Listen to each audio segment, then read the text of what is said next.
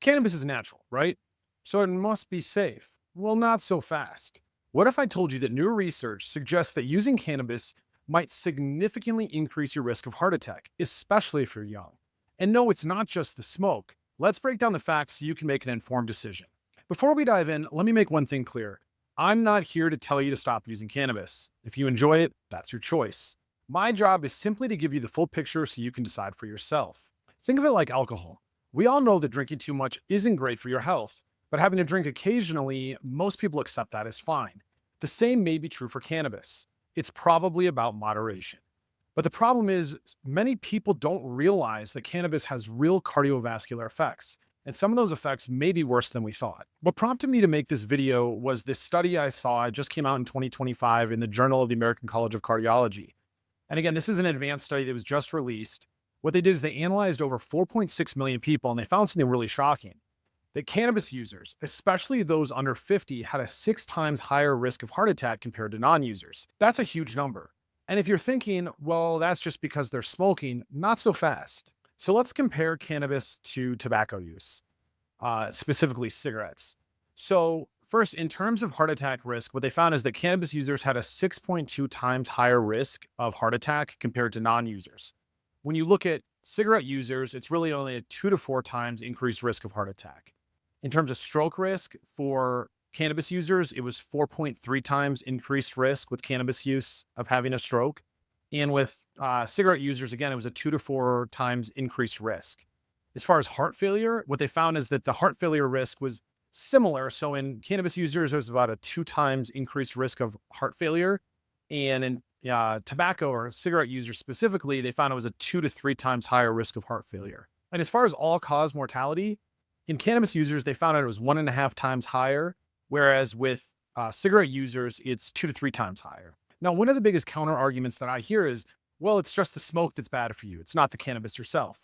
And while the smoke from burning any material, including cannabis, does have harmful chemicals, there's more to the story. THC itself, whether you smoke, vape, or eat it, can cause one, an increased heart rate and blood pressure, which raises your heart attack risk. Secondly, inflammation and blood clotting, which can lead to stroke. And third, coronary artery spasm, which can lead to chest pain and a heart attack. We also know from the research that cannabis users had a higher heart attack risk than cigarette smokers. If it were just about the smoke, we would expect the risks to be similar or even lower, but not significantly higher. So even if you're vaping or using edibles, you still may be increasing your overall cardiovascular risk. And as an aside, I was actually just talking with a friend of mine who's an interventional cardiologist. And what he told me is something that's pretty concerning. What he said is that he's treated patients with an acute thrombosis, basically a blood clot in the coronary arteries around the heart. And these weren't caused by the usual plaque rupture that you see with heart attacks. These were younger patients with little coronary artery disease, but they used cannabis regularly. And this really lines up with the research we just discussed. Cannabis is linked to increased clotting risk. So while it's easy to think, oh, I'm young and I don't have heart disease, I'm fine, the reality is that cannabis could still be setting you up for an unexpected heart attack. Now, one major limitation of this study is that it didn't track exactly how much cannabis people were using. So we don't know if there's a safe threshold. But what we do know from previous research is that higher doses and chronic use tend to amplify risks. This is something we need more studies on.